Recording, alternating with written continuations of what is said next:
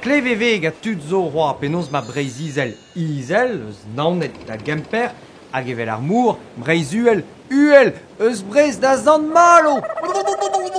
Me nan e ket gwir vat, a breiz izel a breiz uel nou deus tra bet da vel ve gant ar menezare na gant plene nou kompes broredon.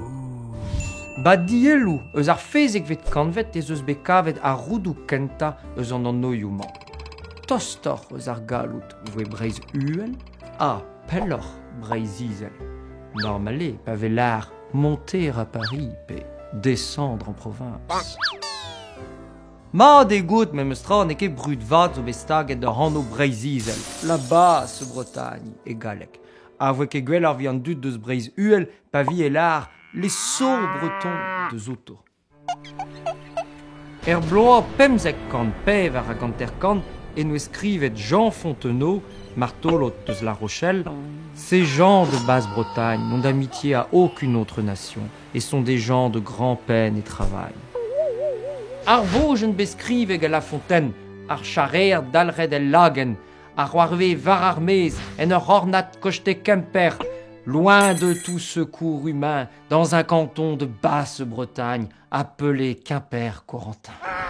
À Descartes d'ascrive le discours de la méthode, ceux qui ont le raisonnement le plus fort peuvent toujours mieux persuader, encore qu'ils ne parlassent bas breton.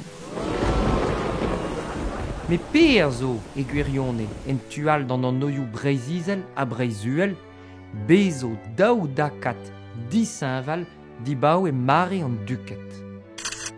Britannia Gallicana, l'er mave ur yez roman, a Britannia britonisand, l'er mave komzet brezonek en tual de nars e tre ploa a Gwenran.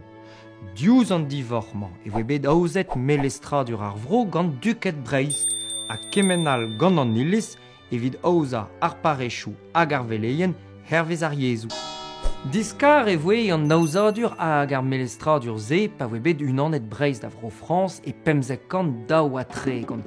Met an ars etre an diouyez neus ket chinch e kemes e dibaou ezei, hag an istorour pitre chevalier da skriva e trifer kant pem a daouugen ez eus la grande muraille de Chine de l'idiome breton.